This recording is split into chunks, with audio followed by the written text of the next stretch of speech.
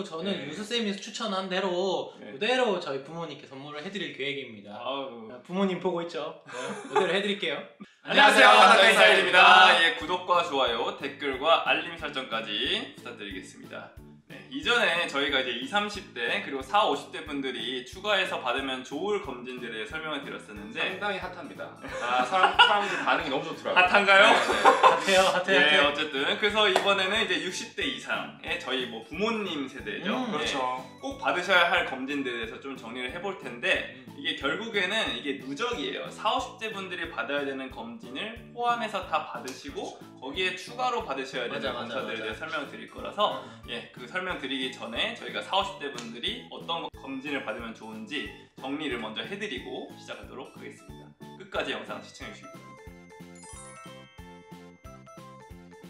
건주쌤, 저번에 제가 40, 50대에서 꼭 받으시면 좋을 검진 뭐가 있다고 했었죠? 그거 위 내시경은 매년 하고 네.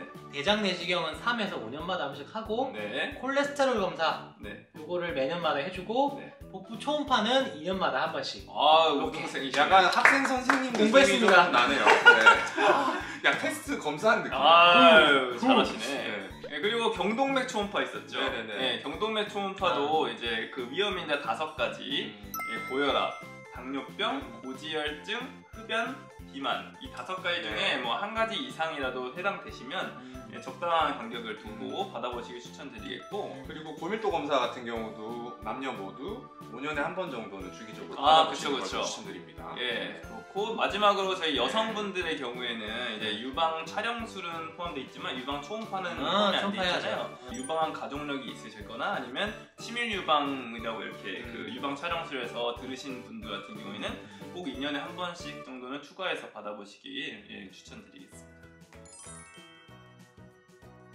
통계청에서 발표한 2019년 주요 사망 원인 통계에 따르면요 60대 이상의 주요 사망 원인은 암, 심장질환, 뇌혈관 질환, 간질환, 폐렴, 알츠하이머병 등이 있었습니다. 그러니까 이게 진짜 아프실 때잖아요.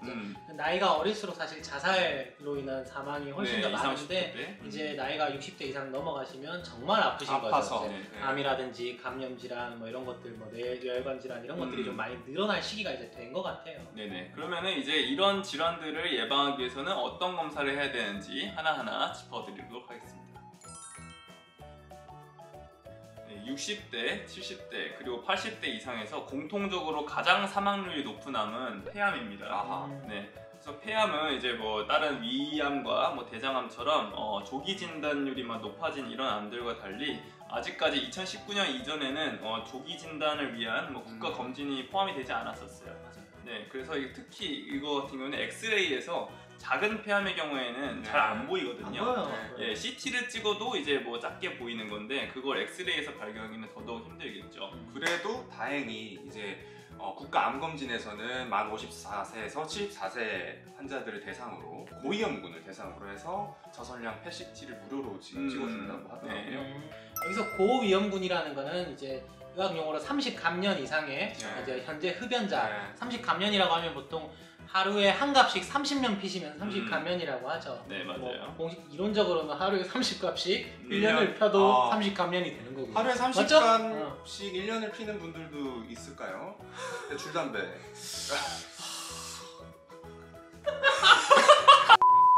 예, 그리고 2021년부터는 이제 금연한 지 15년 이내인 분들까지 이제 포함을 다시 시키기로 할 예정이라는데 뭐 이것도 그때 뭐 MRI 급여처럼 좀 더 늦춰질 수도 있겠죠. 지금까지는 현재 흡연자만 해주고 있고. 네, 맞습니다. 네, 하지만 개인적인 의견입니다. 폐암 국가검진에서는 이제 30감년 이상의 흡연자만을 대상하고 있는데 여기에 국한해서는 안 된다고 생각하는 이유가 아무래도 지금 60대 이상의 가장 사망률 높은 암이 폐암이잖아요. 이런 높은 폐암의 사망률을 생각했을 때 이거를 좀 디텍션을 하는 게 저는 더 중요하다고 생각을 해요. 그래서 뭐 오랫동안 뭐 간접 흡연에 노출이 되신 분이나 네, 아니면은 뭐 직계 가족분들 중에 폐암의 가족력이 있으신 분들도 계실 거고 아니면 30감년은 안 되는데 뭐 한 20감년, 뭐 25감년 약간 이런 식으로 좀 애매하게 그 흡연을 하셨던 분들 같은 경우에도 경우에도 저는 꼭 그 2년에 한 번씩은 그 저선량 PETCT를 추가해서 받으시기를 좀 추천드리고 싶어요. 저선량이니까 그래도 방사능의 양이 적어서 부담은 좀 덜 되겠네요. 맞아요. 이게 보면 한 2mSv 뭐 이것도 안 되는 경우도 있고 요즘에 많이 좀 기술이 좋아져서 그 방사선 노출에 의한 피해가 그렇게 심각하진 않습니다. 폐의 경우에는. 폐는 워낙에 사망률도 높고 위암처럼 이렇게 빨리빨리 진단해서 간단하게 수술이 안 되고 커지잖아요. 맞아요. 그리고 뇌나 아니면 뭐 간 뭐 이런 다른 장기로의 전이가 잘 되니까. 네, 맞아요. 그러니까 무조건 조기 진단을 하는 게 중요합니다. 그리고 가격도요 한 11만 원 정도로 이렇게 매우 비싼 검사비는 아니거든요. 물론 이번에 뭐 국가검진처럼 해당이 되시면은 한 1만 원으로 찍을 수 있긴 하시지만 그걸 적용을 받지 않으시더라도 그렇게 부담되시는 가격은 아니기 때문에 저는 2년에 한 번 정도는 추가해서 받으시기를 권고드리고 싶습니다.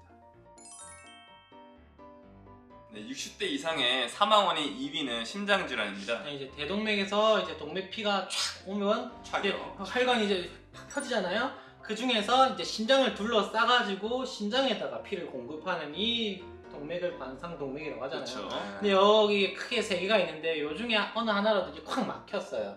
그러면 이제 피가 안 가면서 심장이 썩어서 이제 무너지는 게 심근경색이라고 하잖아요. 심근경색이요, 맞습니다. 제가 저번 영상에서 그 경동맥 초음파를 했을 때 이게 혈관이 두꺼워져 있거나 아니면 죽상경화반이라고 해서 그 플라크가 있으면 관상동맥 CT나 뭐 뇌 MRA를 해볼 걸 추천드렸잖아요. 그래서 그런 게 있을 경우에는 이 관상동맥 CT를 꼭 함께 촬영해 보시길 바라겠고, 뭐 이게 해당되지 않더라도 고혈압이라든지 뭐 당뇨병, 뭐 고지혈증 뭐 등등의 이런 위험 인자가 있으신 분들도 60대 이상이시라면 한 번쯤 찍어보시길 추천드리도록 하겠습니다.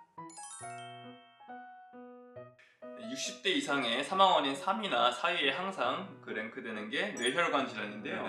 뇌혈관 질환을 볼 수 있는 거는 뇌혈관 MRA입니다.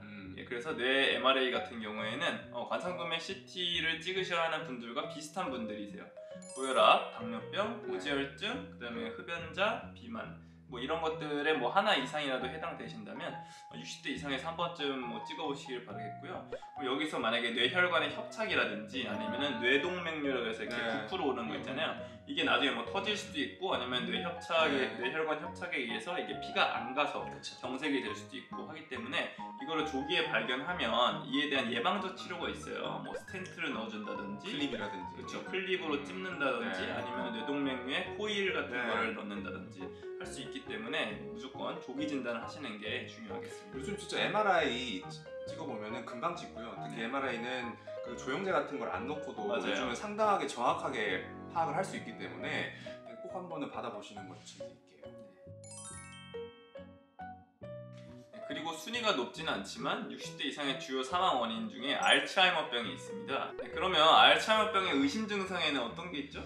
알츠하이머 의심 증상은 정말 너무 다양한데요. 그 중에서도 가장 초기에 좀 의심해 볼 수 있는 것들은 일단 뭐 기억력 떨어지는 거. 예를 들어서 뭐 내가 얘기한 것들을 좀 기억을 못 한다든지 최근 일을 기억 못 한다든지 뭐 그런 것들이 있을 수 있겠고, 보통 뭐 진압력 장애라고 해가지고 시간, 뭐 장소, 그 다음에 사람에 대해서 좀 까먹는 거, 뭐 날짜를 까먹는다든지 내가 어디 있지? 막 이렇게 생각을 까먹는다든지 뭐 그런 것들이 있을 수 있고, 성격 변화 같은 것도 있을 수 있어요. 그러니까 갑자기 기분이 좀 우울해가지고 말을 안 하게 된다든지 아니면 갑자기 화를 막 너무 낸다든지 이런 성격 장애가 좀 생길 수 있고, 그 외에도 다양한 여러 가지가 있을 수 있습니다. 그래서 조금이라도 의심이 되면 바로 선별 검사 해봐야 될 거예요. 그렇죠. 말씀하신 대로 치매 선별 검사를 60대 이상에서는 이런 의심 증상이 있을 경우는 해보셔야 됩니다.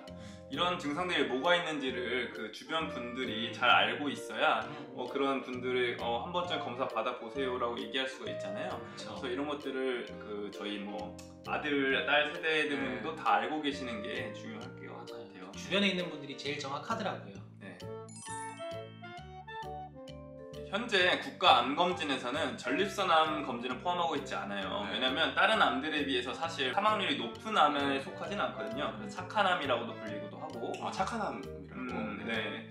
하지만 현재 65세 이상 남성에서 그 발생률은 4위에 해당하고요. 그다음에 현재 최근에 발생 증가율로 따지면 1위에 해당한다고 합니다. 이 전립선암이 진짜 문제인 게 이제 증상이 없는 경우가 되게 많습니다. 맞아요. 그런데 이게 이제 진행이 돼가지고 나중에 골반이라든지 뼈로 척추뼈 같은 데로 전이 되는 경우가 많아서 실제로 뭐 척추나 이런 데 골절이 돼서 오고 맞아요. 나서 전립선암으로 발견되는 경우가 상당수 있습니다. 그러니까 그렇게 되면 너무 생뚱맞잖아요. 그러니까 증상이 없었는데 왜 저는 전립선암이죠? 이렇게 얘기하시는 분들도 근데 많아요. 이제 전이가 돼서 와버리면 치료하기가 너무 어렵고 그렇죠. 국소 수술, 그러니까 전립선만 떼가지고 수술이 되는 게 아니고 저 화학요법이라든지 전신 항암도 해야 되고 항암요법을 해야 되니까 너무 힘들어지니까 빨리 조기 진단을 해서 치료를 받으시는 게 좋을 것 같네요. 네, 그래서 그 전립선암은 사실 진단 방법이 간단합니다.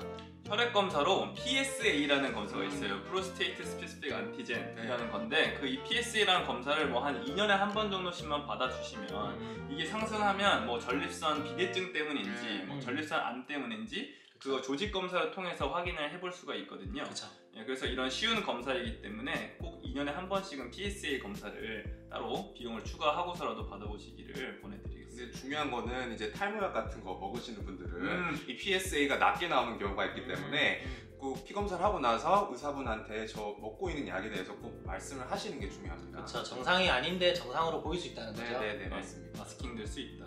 전립선 절대 포기 못합니다. 예, 뭐 일괄적으로 뭐 건강검진은 이것만 받아라는 아니지만 저의 개인적인 사견으로 이러이러한 검사들을 추가해서 저희 부모님들이 받으시면 좋겠다 하는 것들을 말씀드렸습니다. 사실은 설날이나 추석 이럴 때 홍삼, 뭐 정관장 이런 거 선물하지 말고 네, 이런 건강검진 세트 있잖아요. 그쵸. 이런 거를 선물해 드리면 정말 훨씬 좋아하실 거예요. 그리고 저는 유수쌤이 추천한 대로 그대로 저희 부모님께 선물을 해드릴 계획입니다. 부모님 보고 있죠? 그대로 해드릴게요.